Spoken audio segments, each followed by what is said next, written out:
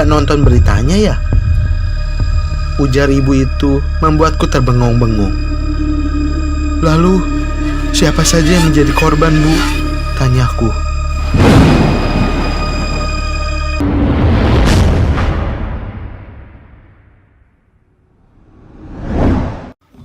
"Ih, nggak ada film yang asik apa? Di channel ini berita, di channel itu juga berita." Gerutuku frustasi sambil membanting remote TV ke sofa sebelahku. "Hei, jangan banting-banting gitu dong, Dek. Itu juga beritanya bagus kok," tegur kakakku yang tiba-tiba muncul dengan segelas orange juice di tangannya. "Apaan sih, Kak? Nonton berita itu nggak seru, you know? Mending nonton Mermaid in Love deh," dumelku sembari melipat tangan di dada. "Yeay, Mermaid in Love mulu, kerjain tugas kamu tuh, ngeprint ke warnet sana," kata kakakku, membuatku teringat akan tugasku yang belum aku kerjakan. Tapi mengingat ini sudah jam 5 sore dan aku tidak pernah ke warnet, hal itu membuatku takut. Bagaimana jika terjadi sesuatu padaku? Kakak aja deh yang ngerjain. Lagian kan kita tinggal di komplek dan gak ada warnet yang dekat, ya kan? Pintaku pada kakakku sembari memelas. "No," jawabnya singkat, lalu meninggalkanku sendiri. Dasar tidak punya hati. Singkat cerita, setelah lama berjalan akhirnya aku sampai di ujung komplek. Di luaran sana sangat sepi. Mungkin karena sekarang ini memang sudah petang. Aku menghela nafas pasrah. Demi tugas sekolah, aku rela mengeluarkan keberanianku untuk mencari warnet terdekat. Lama aku berjalan, tapi aku tak menemukan satupun warnet di sini. Yang aku lihat hanya pedagang-pedagang yang hendak pulang dan orang-orang berlalu lalang.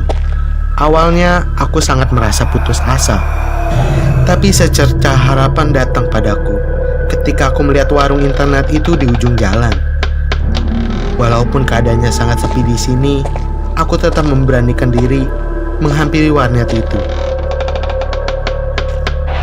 Aku mulai masuk ke pekarangan rumah yang dijadikan warnet ini. Tampak sangat rapi dan bersih.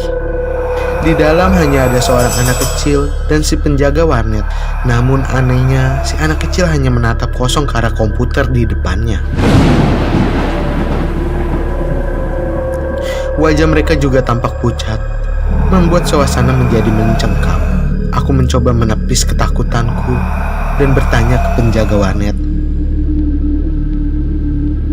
"Bang, mau ngeprint dong," kataku mencoba untuk cepat bergaul. Tapi si penjaga warnet hanya menengok dan menatapku kosong. Membuatku memutuskan untuk mencari sendiri saja tugas yang kubutuhkan. Saat aku duduki kursi, kulihat komputer masih mati.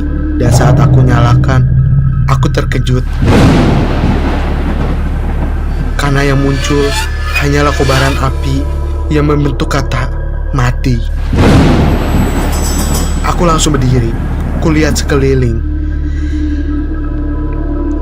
Anak kecil dan penjaga warnet itu sudah berubah menjadi makhluk yang menyeramkan. Makhluk itu hampir tak jelas ciri-cirinya, dengan badan yang sudah gosong. Ditambah lagi belatung-belatung yang muncul di setiap lubang membuatku berteriak ketakutan. Ketika berbalik, kulihat anak kecil tadi sudah berada di depanku dengan mata yang melotot.